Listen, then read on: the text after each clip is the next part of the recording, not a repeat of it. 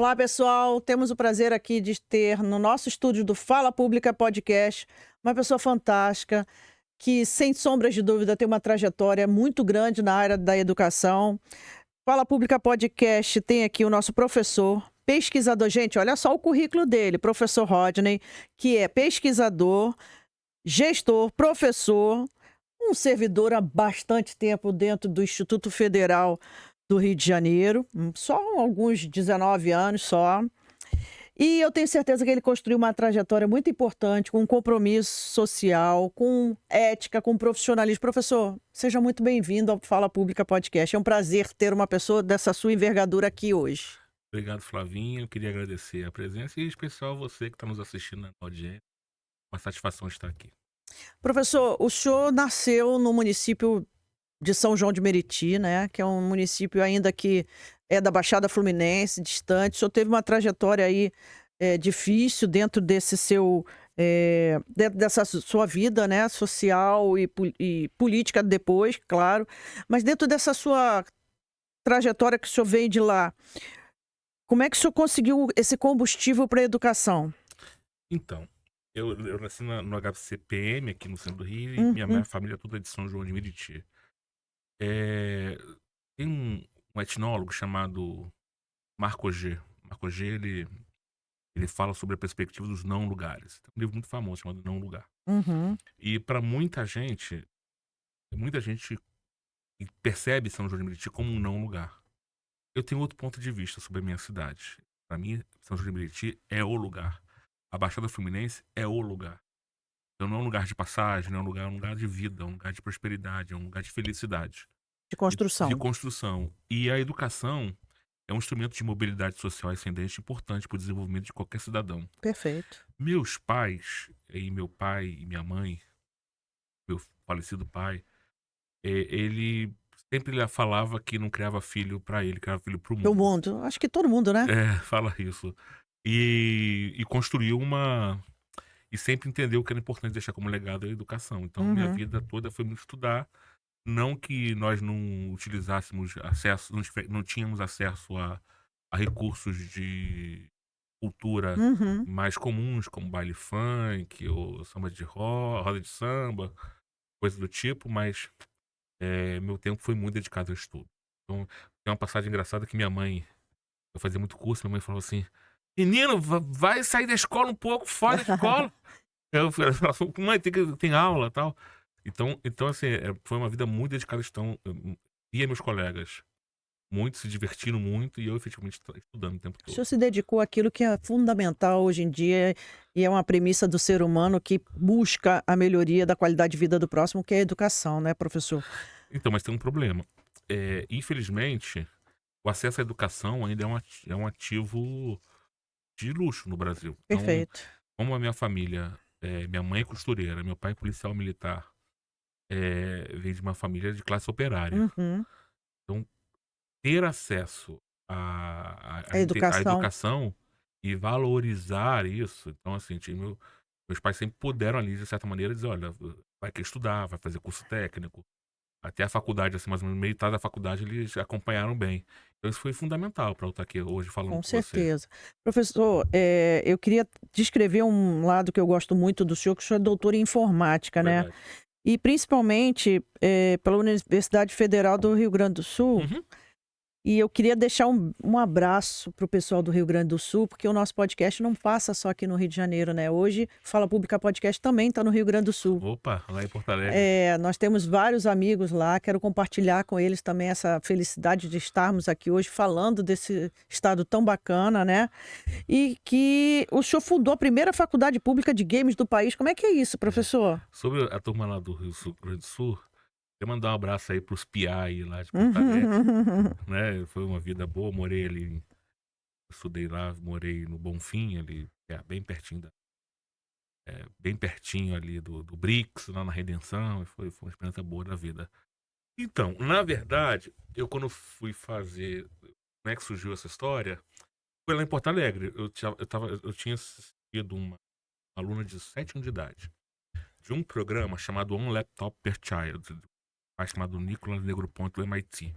E tinha 2 polos se não me engano, tinham 2 polos no Brasil de análise desse programa, que o presidente da república à época, o Lula, ele dizia que era um computador de $100. Um para cada aluno. Um computador por aluno, Uhum. né. E tinha 2 polos de estudo desse programa no Brasil, uma na USP e outra na URGS. Isso nos anos de?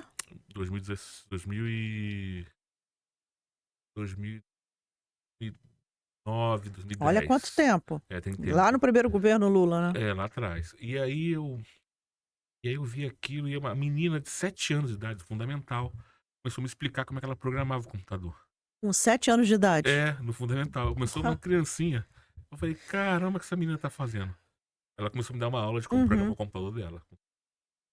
E eu falei: "Putz, você tem uma coisa bacana". Eu escrevi um artigo chamado, Epistemologia Genética associada a games. Epistemologia Genética é o título de um livro de um biólogo suíço chamado Jean Piaget. E ele fala sobre os estágios de desenvolvimento cognitivo. E eu usei essa referência. Estágios de desenvolvimento cognitivo Cognitivos. com os jogos. Vai falar disso dentro da perspectiva da psicologia. Então ali eu saí de Porto Alegre, mesmo com artigos escrito, tal. Publicamos isso com a Léa Fagundes, saudosa Léa Uhum. Fagundes lá. Ajudou aqui, inclusive, aqui no Piraí Digital. Então Uhum. ela é lá da URGS também. Foi uma grande professora. Liana Tarouco, Liane Tarouco, entre outros.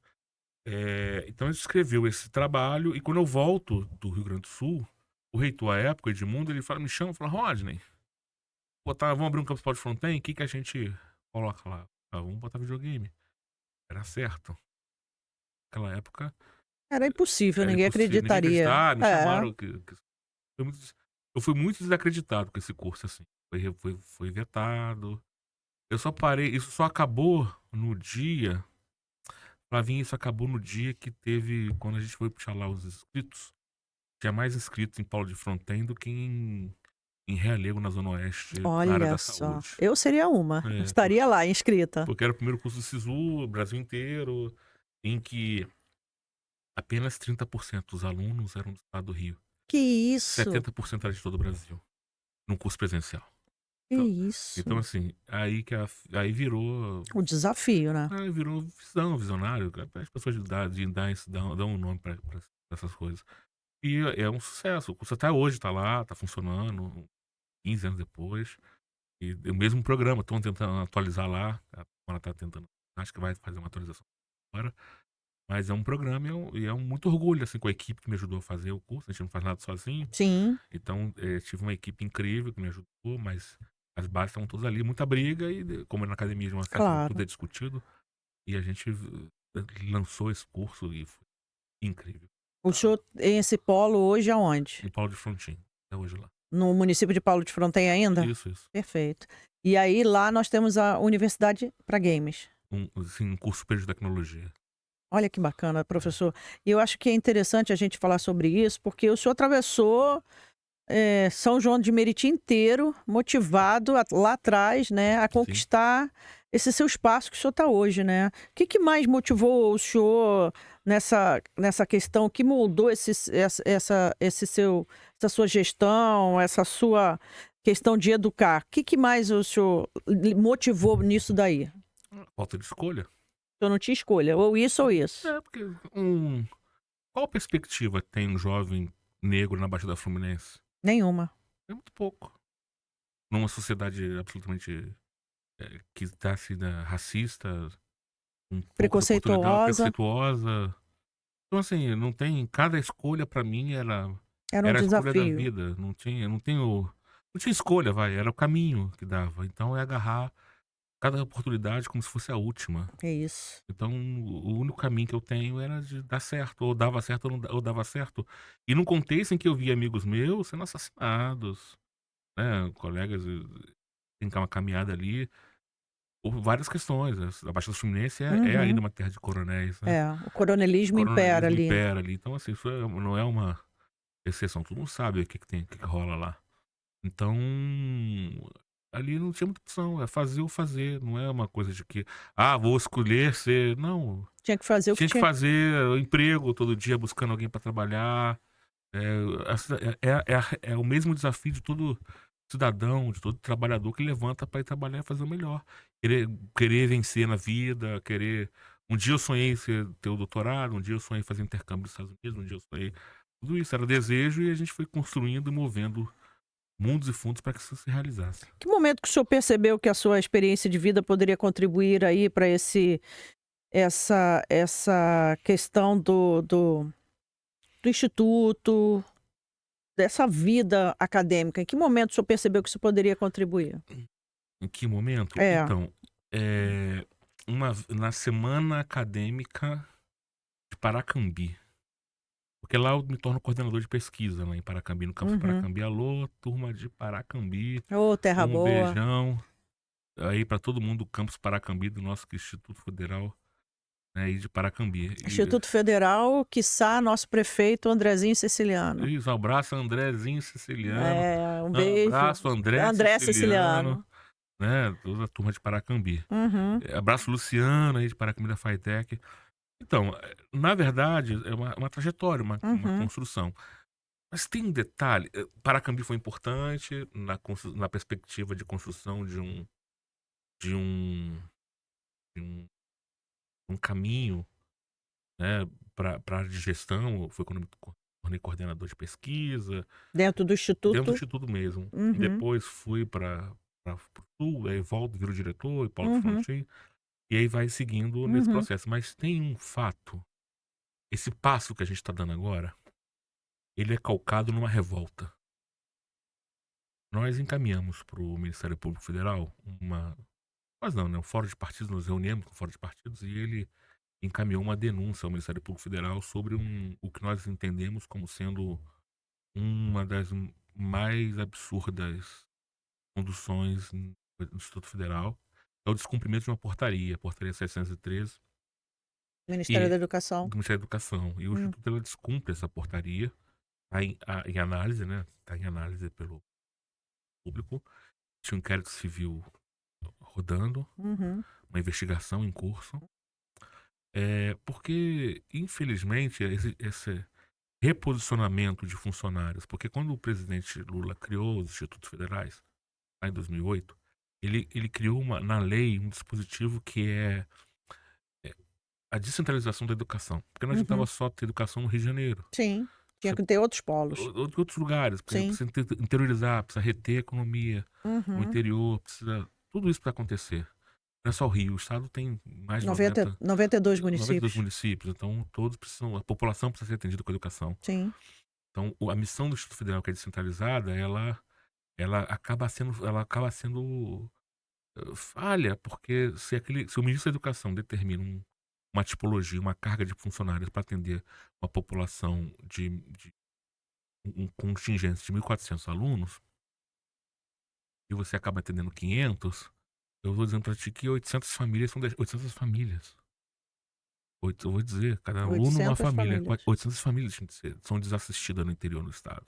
Caramba. Então, assim, é um absurdo. Absurdo isso. É um absurdo. E o Instituto, ele trata isso, tem tentativas de tentar resolver, mas nada muito efetivo. Então, a Uhum. revolta está na perspectiva de poder resolver isso para dar dignidade. E, no fim das contas, Flavinha, a gente está tratando de um dano moral coletivo. As pessoas não percebem isso. E elas estão. Que quando nós deslocamos cargos e funções do interior do estado para a capital, efetivamente eu tô tirando os sonhos de pessoas do interior. E porque o morador do interior é um cidadão de segunda classe? Porque o morador do interior do sul do estado, ele não tem direito à educação qualificada? Quem disse que não pode? Então, eu acho que isso no estado, que é o segundo estado da federação do nosso país, da nossa república, ter uma instituição importante, que forma para o mundo do trabalho, que forma para oportunidades, que forma para sonhos, roubar os sonhos, tirar os sonhos das pessoas. Então, então nós viemos para transformar isso. Nós viemos para reorganizar isso. Precisa de um freio de arrumação na instituição. E esse freio é para poder construir e organizar não só o atendimento público, nosso serviço, o serviço público, não só o atendimento público, mas também os servidores. Porque se você tem uma tarefa em que 45 pessoas precisam fazer o trabalho e só tem 17, 20, Tá faltando alguma Tá coisa aí. faltando alguma coisa, e o É, serviço é o mesmo para todas. sim. E no fim das contas as pessoas acabam adoecendo. Então fica numa perspectiva de só crescer, crescer, crescer, crescer em matrículas, não tem a contrapartida em cargos e funções para aquela unidade, Mão de obra mão escassa, de obra escassa, e as pessoas acabam adoecendo, porque as pessoas pagam. claro, Ali é o nosso local de trabalho, sem não é lugar para dúvida. gente ficar doente. Uhum, Ali é o local para a gente construir e ser feliz na vida. sim. Então, efetivamente, dentro do profissionalismo que nós nos formamos para atuar. Uhum. Então, a nossa missão é um pouco organizar isso, corrigir esse Dentro mal do feito instituto, dentro do instituto, corrigir esse mal perfeito. feito Adequar e, a essa norma, e essa portaria do Ministério da Educação, educação, e claro. permitir com que as Fazer famílias valer, do interior tenham o direito de sonhar, claro. que o pai que paga imposto, você que está pagando imposto, você que paga imposto quando consome, você que paga imposto de renda, o seu filho, a sua filha, ela hoje não estuda no Instituto Federal porque esse sonho foi tirado de você. E você nem sabe disso, o senhor nem sabe disso, a senhora nem sabe disso. Então, efetivamente, essa revolta que nos coloca na perspectiva de melhorar a entrega do serviço público. Uhum, Então, eu tenho que atender o que tem nas métricas. Se as métricas puderem ser ampliadas, ok, vamos perfeito. brigar para isso. Uhum. Mas do jeito que tá, não tá legal. E aí, professor, dentro desse seu plano, o senhor fala de transformar justamente esse instituto num Uhum. laboratório de ideias, né, numa oportunidade. O que significa isso na prática? Porque a gente vem falando aqui dessa mudança, né, dessa sua revolta que trouxe esse combustível aí para o Sim. senhor transformar o instituto. E o que que o senhor pensa? O que que isso significa isso na prática? Como é que a gente pode trazer o instituto para uma, vamos dizer, para uma modelagem, né? Uma modelagem democrática, uma modelagem acessível, dentro dessa sua perspectiva. O que que o senhor pensa nisso? Como é que o senhor pensa dessa forma? Então, a a universidade, o Instituto Federal, ele é onde tem o celeiro de ideias. Ali, nesses locais, é que nós, enquanto sociedade, nos identificamos e criamos, as correções e os ajustes para nossa próprio dia a dia das Uhum, pessoas. perfeito. Então, se você tem um espaço onde as pessoas estão predispostas a sair das suas casas, a passarem lá 3, 4, 5, 8 horas do seu dia, produzindo ciência e desenvolvendo, criando mobilidade social para a sua família, mas também para o seu país, é fundamental nós termos esse instituto alinhado com isso.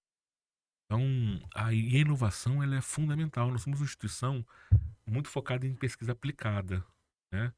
Então, por sermos uma instituição focada na área da pesquisa aplicada, é essa pesquisa que o Brasil precisa. Então, estamos fazendo um plano muito ousado, com toda a experiência que nós acumulamos na questão da inovação, porque eu tive a oportunidade de ser pró-reitor de pesquisa, inovação e pós-graduação no Instituto Federal do Rio de Janeiro, e essa experiência nós vamos aplicar na prática e levar para todo o Estado. Como Então, por exemplo? nós fizemos, por exemplo, incubadoras de empresas, de startups. Olha, Porque o que acontece? quase uma PUC. Melhor. Isso que eu queria ouvir. Melhor. Melhor que uma PUC. Melhor que a PUC. Eu conheço Alô Aranha, da PUC. Um abraço. As incubadoras de startups lá são muito, Conheço. O muito Instituto grandes. Gênesis é uma Isso, das referências nossas, a isso. UFRJ é uma das referências nossas, a UERJ é uma das referências nossas. Uhum. Nós fizemos uma inovação em Paulo de Fronteira. Nós criamos uma incubadora de startups. Olha. É para startups residentes e não residentes. Então porque de onde vem isso? Você tem uma ideia, você está estudando. Hoje, para você começar a empreender, você precisa caro, Muito caro. alugar o espaço, tem que ter internet para mobiliário, Tem que. tem que. E o espaço público, a legislação permite isso, ele às vezes a impressão que dá é que fica de costas. Uhum. E na verdade, nós temos que usar todo esse potencial de inovação do federal para garantir que o nosso estudante ou a comunidade onde ele está inserido, o acesso à criação de startups com aquela inteligência que a pessoa foi lá pegar com a gente, foi lá aprender com a gente e entregar na sociedade, entregar na ponta. Então, quando você tem um instituto numa determinada cidade, aquele instituto, ele começa a dar para a população a possibilidade delas empreenderem dentro do instituto, dar aquele espaço para o seu Em prol da desenvolvimento em prol. sociedade, Porque quem melhora é a sociedade. claro. Porque quem gera emprego é a sociedade. Quem Uhum. contrata nossos alunos é ali. E daqui a pouco você vai ter, em algum tempo, você começa a ter as startups prata da casa, que são as empresas criadas naquela universidade, naquele instituto. Linhas de crédito Linhas de surgindo, crédito para aquilo, receitas chegando, né, não há empresas se dúvida. estabelecendo. Então isso é um ponto da tríplice hélice, né? Eh, governo, universidades, né? Para que a gente, empresas, para que a gente possa desenvolver o setor, o arranjo produtivo, social, cultural local. Está previsto na nossa lei. Então, eu acho que o Instituto cumpre um papel importante no auxílio das comunidades a se desenvolverem. Então, papel de ensino? É. É, Papel de extensão? É. também é. Papel de pesquisa? É. Mas também é papel de inovação. Então, eu entendo, e aí é uma experiência que a gente já tem acumulado de algum tempo, que as empresas júniores, as incubadoras, aplicam no estudante a oportunidade de se desenvolver. E aí ele não é para ficar a vida toda lá, mas é Uhum. para ele aprender, Sair dali com sair alguma dali com coisa. alguma coisa e construir, melhorar a ideia Perfeito. dele e desenvolver. Então, assim que a gente entende uma parte do desenvolvimento, que é a construção e a constituição da inovação. É fundamental a inovação. Perfeito. Eu sei como fazer, já fiz, e comigo lá na reitoria nós vamos fazer muito mais.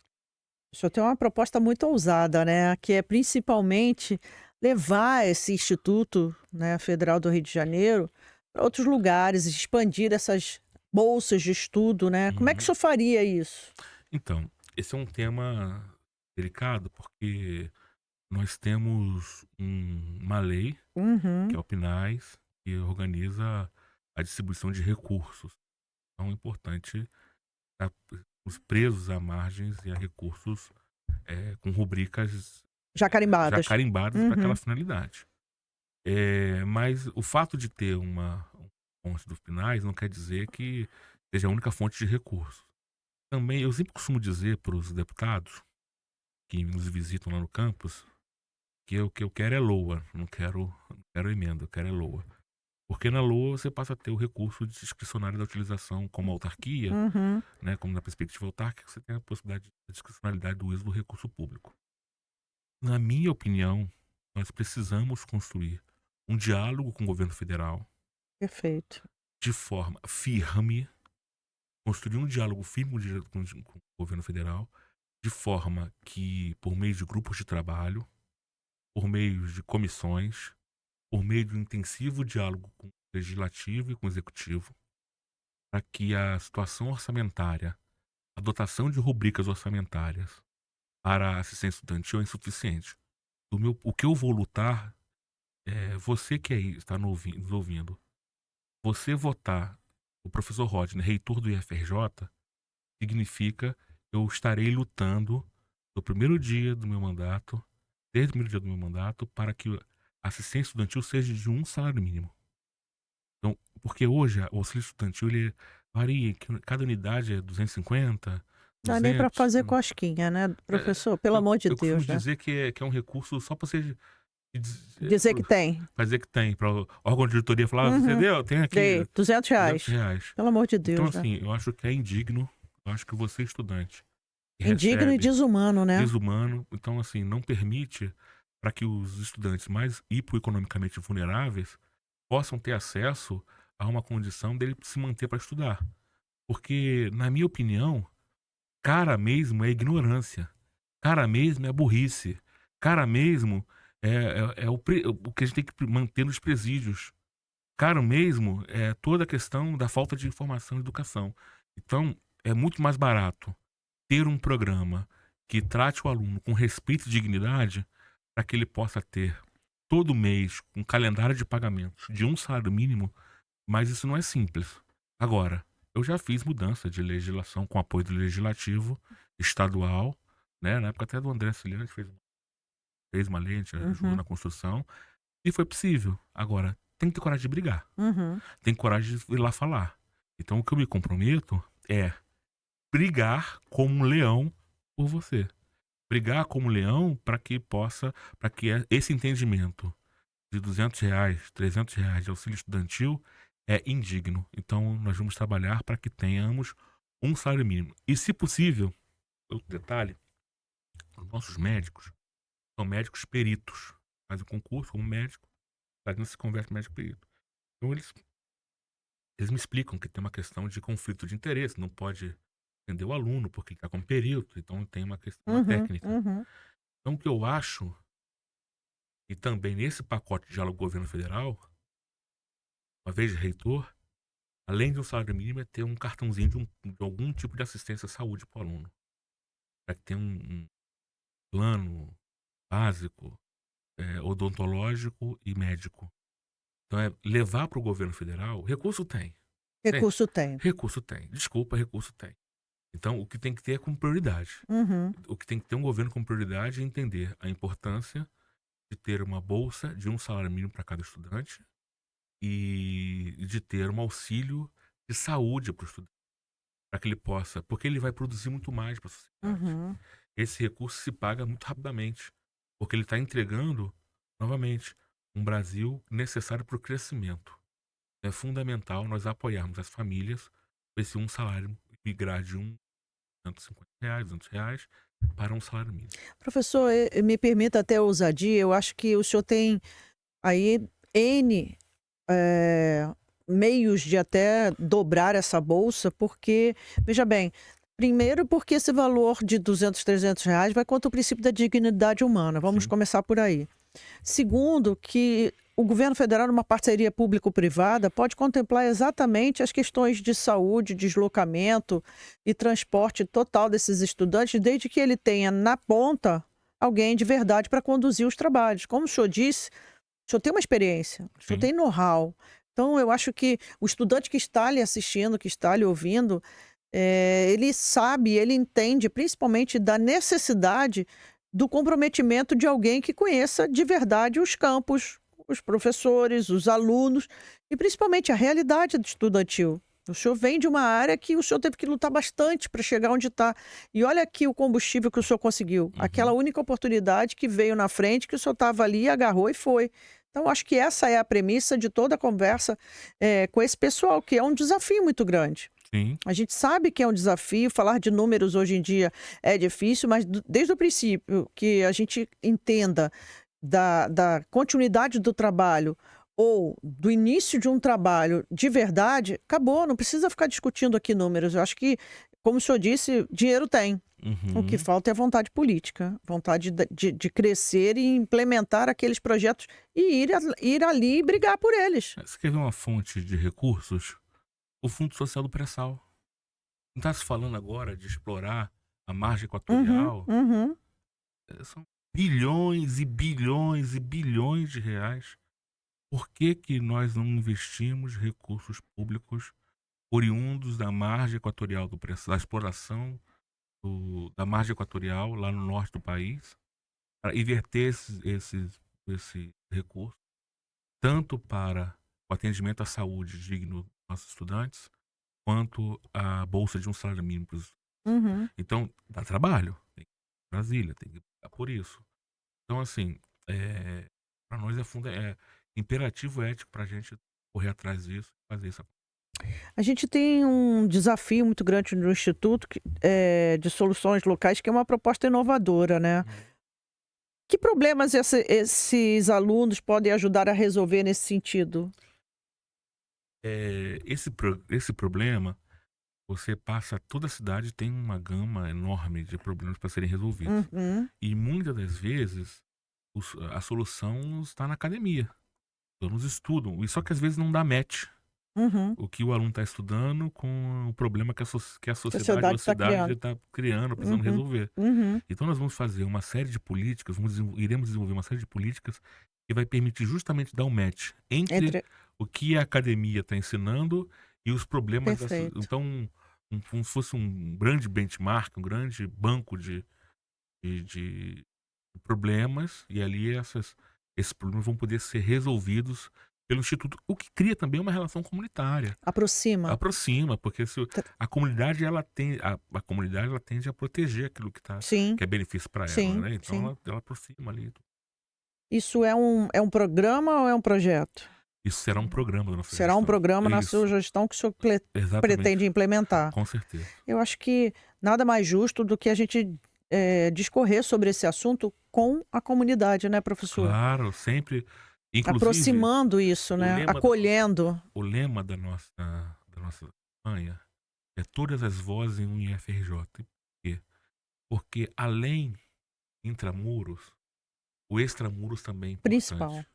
É o Então, principal. estabelecer todas as vozes é uma metodologia que permite o diálogo organizado dentro dos conselhos, dentro das instituições que Uhum, formam o Instituto Federal, que permite o diálogo e a construção dialógica, uhum. uma discussão Em via de mão democrática, em dupla. uma via de mão dupla. Então, Perfeito. todos vão se Não sentir ditatorial. contemplados. Não, jamais, de forma alguma. Perfeito.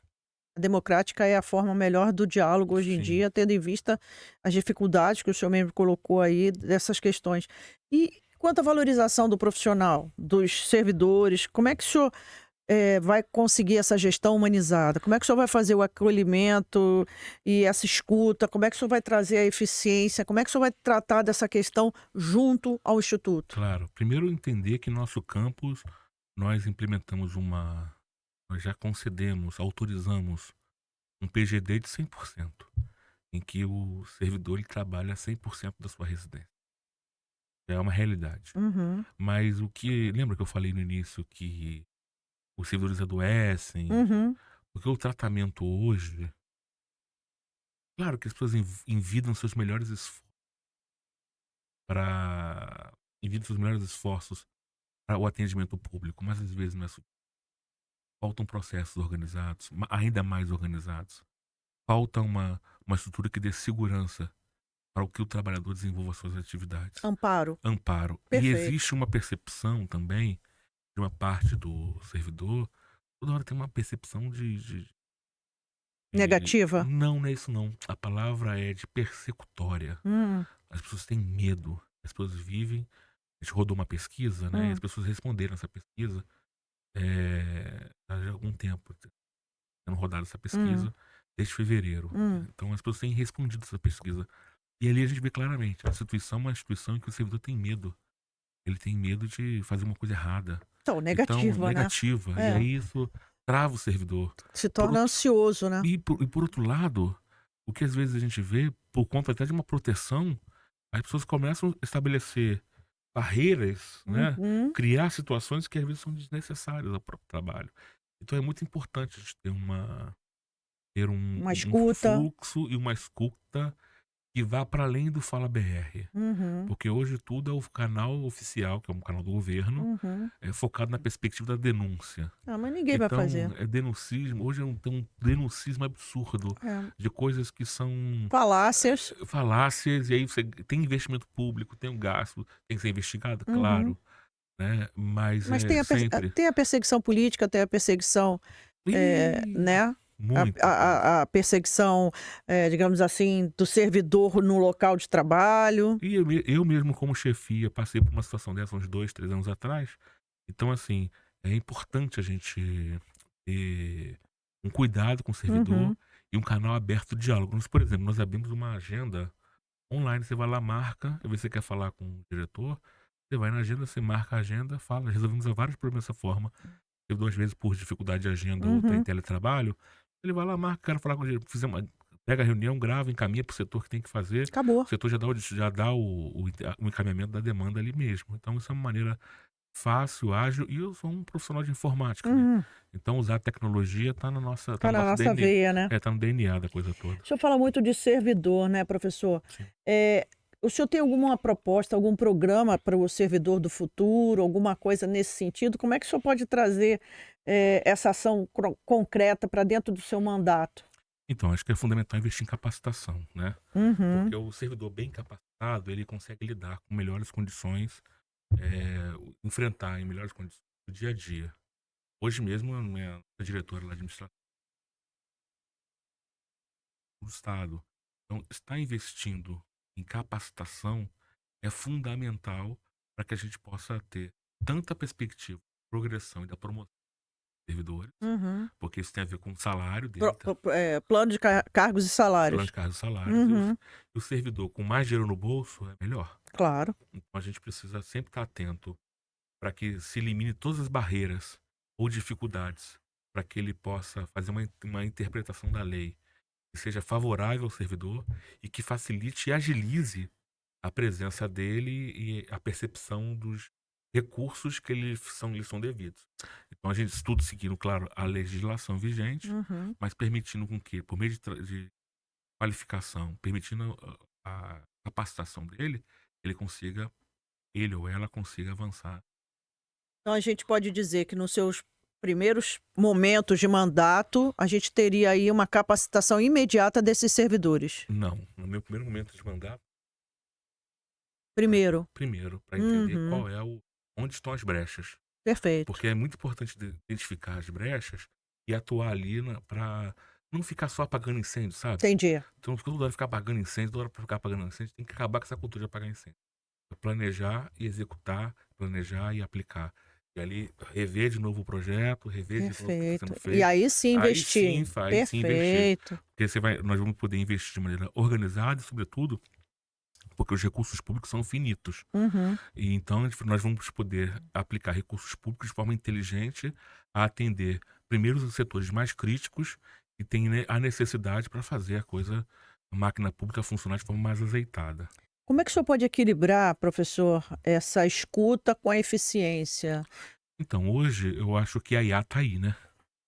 A IA está aí. A inteligência artificial, ela eu acho que é uma peça fundamental nesse processo. Porque ela já permite fazer a escuta, né, de forma mais automatizada Uhum. e dar uma resposta mais inteligente. Por exemplo, hoje nós temos um programa muito interessante gerado pela gestão atual, que é o BIR, que é o Banco de Interesses de Remoção, que faz o casamento de servidor e ali aquele casamento o servidor faz a movimentação ali, a remoção deles, de um lugar para outro. Uhum. Hoje é uma atividade que não tem aplicação de IA. Então, demora. E por que não utilizam a IA ainda? Eu tenho que votar no professor Rodney Tá aqui ele para falar. pra gente colocar IA no processo Tá e aqui. eliminar, às vezes, Tempo, dinheiro, e o interesse do servidor. Porque, às interesse do vezes, o servidor, servidor está claro. precisando fazer a movimentação de maneira rápida. Agora, temos uma situação, uma questão. Uhum. Nós vamos priorizar os campi que não estão com a tipologia correta. Uhum. Então é muito importante deixar claro isso. Nós vamos rodar uma auditoria externa, Uhum. né? Essa auditoria vai permitir com que nós temos um mapa fidedigno desde a vaga que saiu lá do MGI, lá do Ministério da Economia, que veio para o MEC, que veio para o Instituto. E aí, com esse mapeamento, poder propor e construir junto, de forma dialogada com a comunidade, como é que vai ser feito essa aplicação de novos cargos e funções. Porque apenas a partir desse método, e sem... Toda vez que eu falo disso, as pessoas falam, ele vai tirar fulano. Não, não vai tirar ninguém.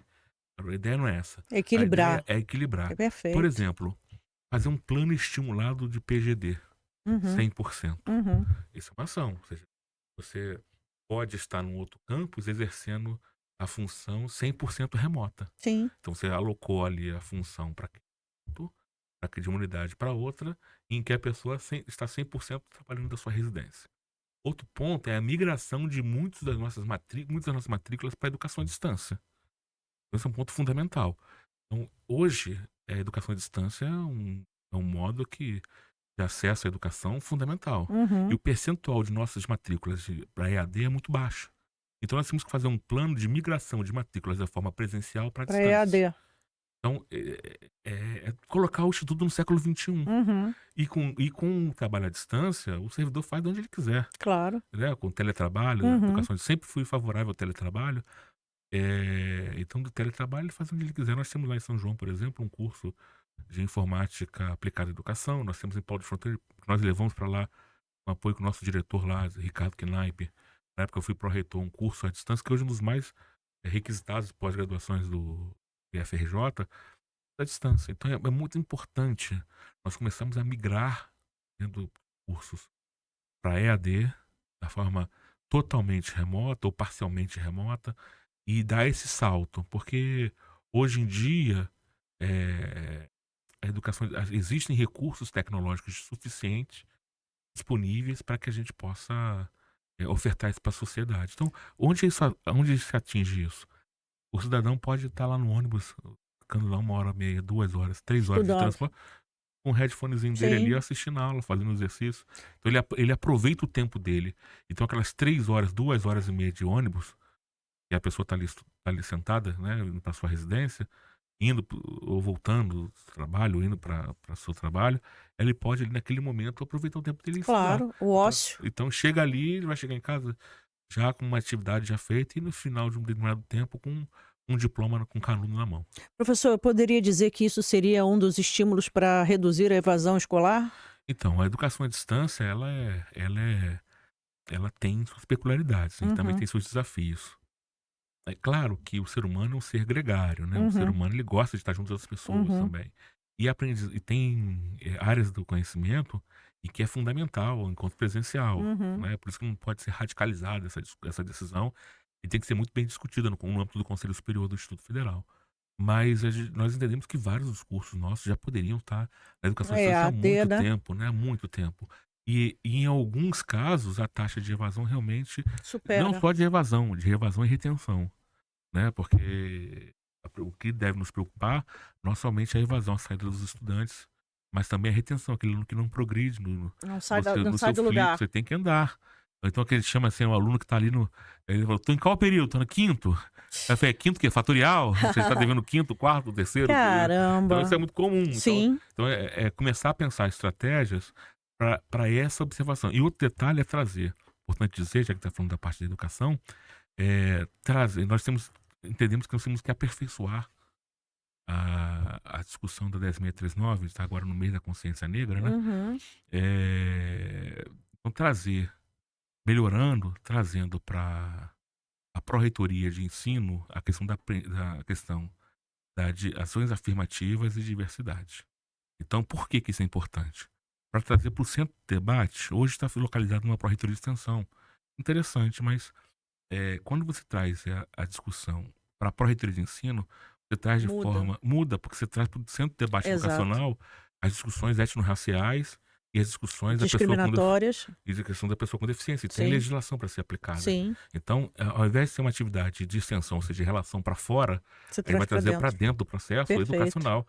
Sim. Então, para nós é muito importante para nós que as questões legais que envolvem a educação, das ações afirmativas e questões legais da educação inclusiva, educação especial inclusiva, estejam no centro do currículo. Então, Perfeito. por quê? É assim que nós vamos formar uma sociedade melhor. É Claro. assim que nós vamos poder utilizar o Instituto Federal para entregar um aparelho público de ensino de excelência. Sem Então, dúvida. esses são pensamentos que nós estamos construindo aqui no nosso grupo. Perfeito. Professor, nós temos restaurantes universitários, né?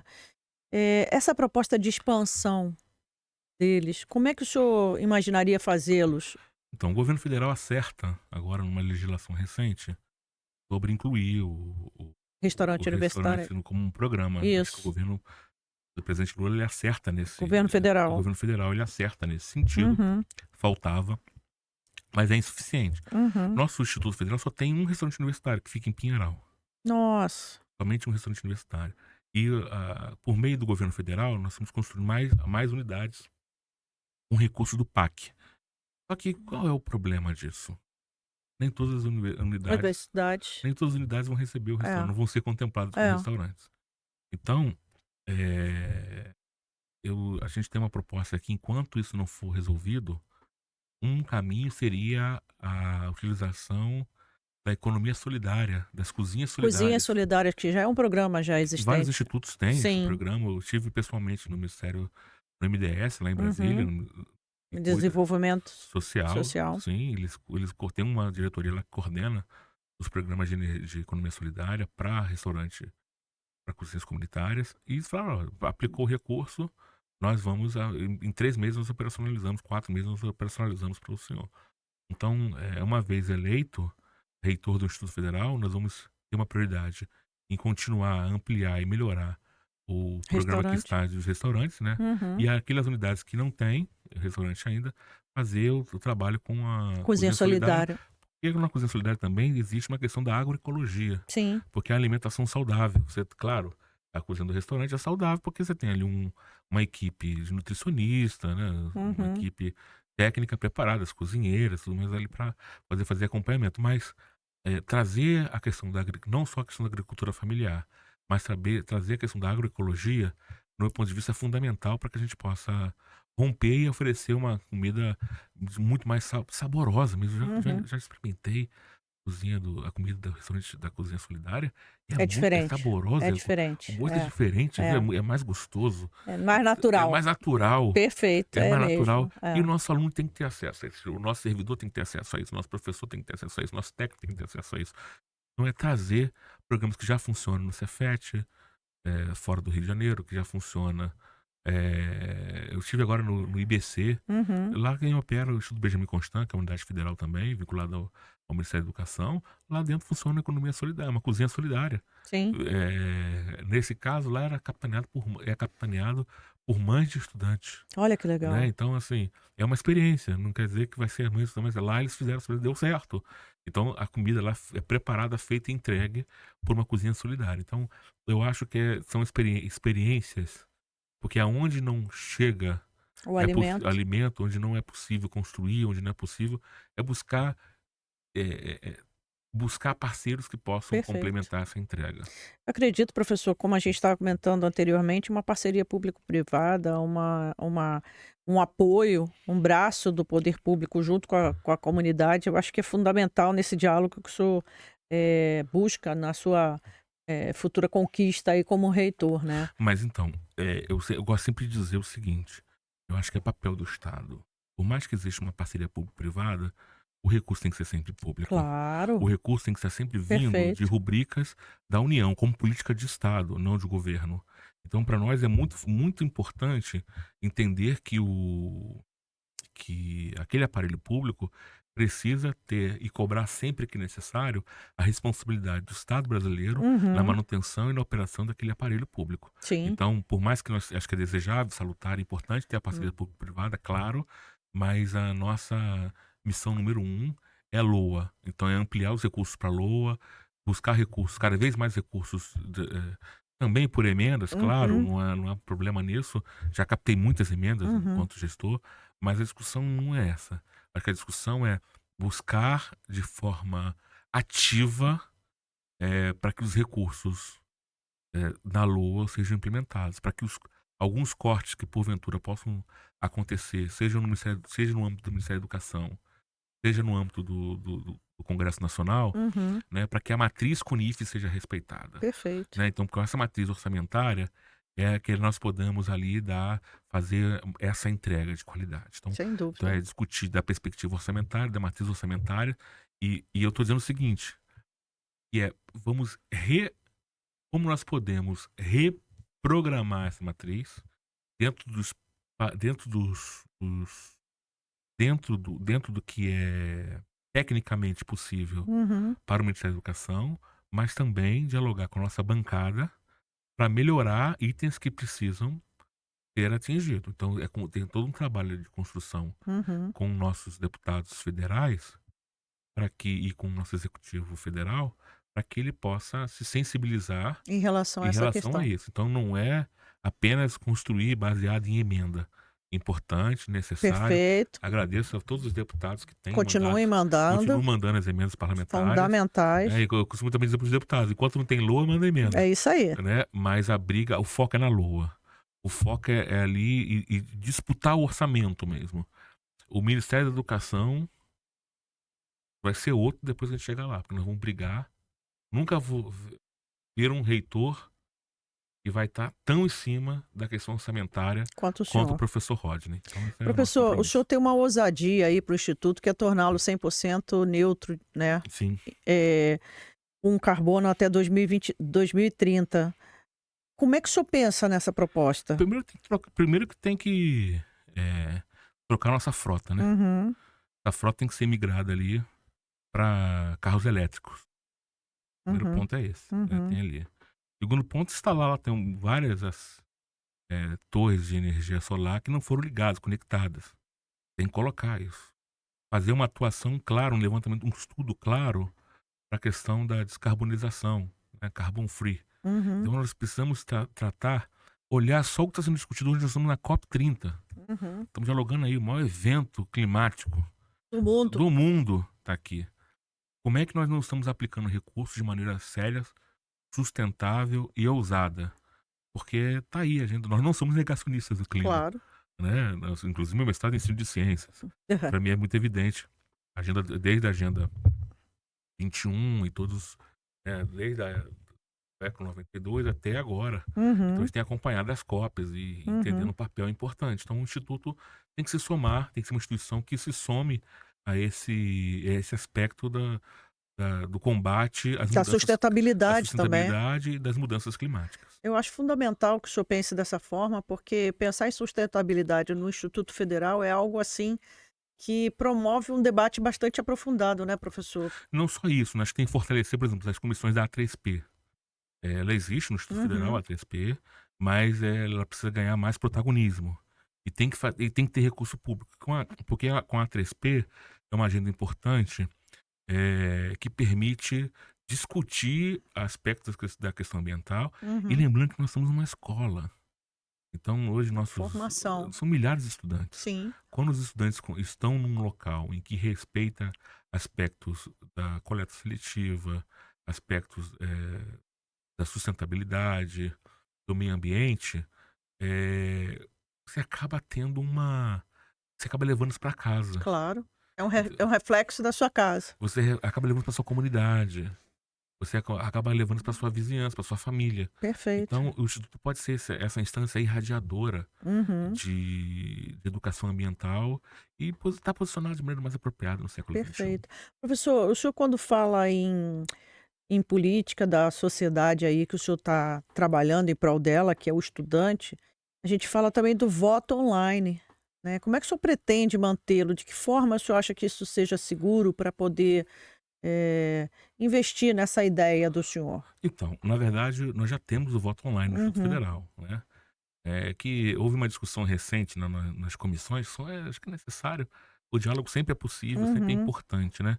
Mas o que eu vi foram quase negacionistas do voto online, É. né? Então essa turma tem que pensar, tem que acordar para a vida, né? Então hoje, por exemplo, o aluno que mora à distância, faz o curso EAD, como é que ele vai votar se ele está EAD? Aí queriam que fosse, como é que o aluno vai lá do Pará, vai vir aqui votar no, não vai vir. Então o acesso à democracia, nós temos que pensar em ampliar o acesso à democracia, não restringir o acesso à democracia para o amigo do amigo. E Uhum. ele fazer ali, entender, dizer que aquilo ali é uma ação para inglês ver, É. né? Então tem gente ainda ultimamente muito retrógrada. Eu lutei muito no Instituto para termos o voto online nos conselhos acadêmicos, no conselho superior. Sempre tive uma história voltada, né? Sempre me indignei muito e agora a gente tem o voto online. Eu peço lá as comissões que tenham eleição de coordenador, que tem voto. Como é que pode? Não, é importante, gente. Claro. Porque hoje existe um modelo, é um modelo que é o seguinte: vai todo mundo, o pessoal gosta muito, vai tudo para uma sala, aí você vota, aí levanta lá, eu voto, estou votando, legal. Mas existe uma questão constrangedora, Claro, da da exposição, disposição do é voto. lógico. Então, assim, tem gente que se esconde atrás disso, Uhum. né? E aí, votou por maioria, votou por ampli. E na verdade, o voto online não tem isso. O voto online, você tá ali, tá dando tapinha nas costas, e na verdade o voto é outro, porque nós temos que respeitar o voto do eleitor. O voto é sagrado. Nós estamos passando por esse momento, agora por esse momento eleitoral. Faça direito do seu voto. Vá no dia 1 e no dia 2 de dezembro votar. É muito importante votar, porque ali você vai manifestar o seu, o seu desejo para um mundo melhor.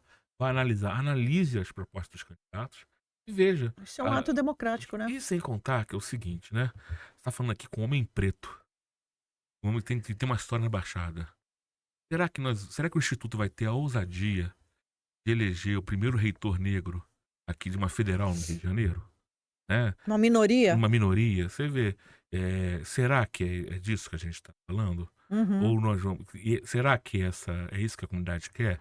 Então, nesse mês da consciência negra, vamos Uhum. pensar sobre isso. Será que nós queremos fazer história? Seu voto pode fazer história nesse momento. Lembrando aqui de vários colegas que nos antecederam, mas é importante. Vamos fazer essa mudança, essa revolução? Então tá aí no dia 1 e no dia 2 de dezembro, você tem uma boa opção aí para a construção do seu voto, que é o O senhor professor fala Rodney. muito da diversidade e da inclusão, né, Sim. professor? Qual é o maior desafio hoje em dia dentro do instituto? Então, primeiro, eu acho que ter professores e professoras mais professores e professoras negras, né. Uhum. Eu acho que isso é um ponto, né. Mais servidores técnicos, quilombolas, negros e negras. Então acho que é importante ter essa representatividade. Existem cotas, Uhum. óbvio que existem cotas, Porém. porém, e nós seguimos as cotas no Instituto Federal, Uhum. então é importante de registrar isso.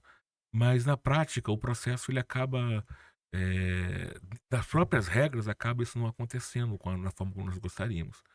Então é muito importante ter representatividade da comunidade LGBTQIAPN+, da questão das mulheres, Uhum.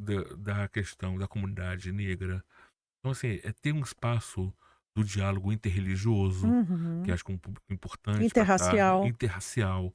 Então, a gente tá ali construindo uma base bastante diversificada, né? Porque por isso que estamos todas as vozes no IFRJ. Tá todo mundo Isso. junto em prol de uma educação e de um país melhor. O IFRJ ele está isolado, né, tem alguns campos que estão isolados. Como é que o senhor traria essa proposta aqui para a integração deles? Então, são dois aspectos. Um é Uhum. transporte Uhum. e outro é uma questão do transporte e outra questão dos meios digitais. Uhum. Acho que tem que ter um investimento maciço, da melhor forma, porque a gente está no século XXI e a gente está começando a engatear e usar Essas questões. esses aspectos. Nós temos que avançar 40 anos em 4. É muita É coisa. muita coisa. A gente precisa realmente trazer para uma prática cotidiana e real o uso das tecnologias da informação e comunicação como meio para promover o teletrabalho de maneira saudável, sustentável e que traga tanto uma boa qualidade na oferta do serviço público, quanto uma qualidade de vida para os servidores. Então, acho que Perfeito. tanto na mobilidade, a questão do transporte é uma agenda importante, diálogo com as autoridades, com a AGETRANSP, Uhum. começar a dialogar com a AGETRANSP, com o DETRO, Uhum. né, com as prefeituras municipais, para que a gente possa ter Essa interligação essa melhor. malha Uhum. melhor para que passe perto dos campi. Então é mobilidade e tecnologia, são 2 aspectos fundamentais da nossa Que não é gestão. difícil para o senhor, né? A gente tem vários exemplos de É, sucesso nisso, criamos linha pois de é. ônibus, ponto de ônibus, O senhor criamos um tem monte de experiência suficiente para falar sobre isso. já fizemos um monte de coisa nisso aí. Então, Então e tem esse festival que o senhor pensa colocar intercâmbio, como é que seria isso? então, o Intercamp, nós temos algumas experiências Uhum. importantes, porque o instituto, cada campus é uma comunidade, assim, tem Uhum. traços culturais que as pessoas acabam trazendo também da sua sociedade. E acho que é importante, o intercâmbio acho que ele é importante para fazer essa conexão, essa troca. O Essa estudante que troca de está lá, experiência com os outros, né? claro, o estudante do sul do estado está conectando com o da Baixada, o da Zona Oeste, Perfeito. É. trazendo para ter uma instituição mais unida. Uhum. A união precisa ser a marca dessa Dessa instituição. instituição, né? Então, investir com recursos públicos que a gente possa cada vez mais ter uma comunidade unida, uma comunidade, um bloco, uma comunidade que consiga ter ainda mais orgulho de ser IFRJ. O senhor teve muita experiência aí sobre cargos que o senhor já ocupou Uhum, dentro eh, dessa trajetória dentro do instituto, né, é professor? verdade. E como é que o senhor traria isso dentro para um debate nacional sobre profissão, educação e integração? Como é que o senhor faria essa questão?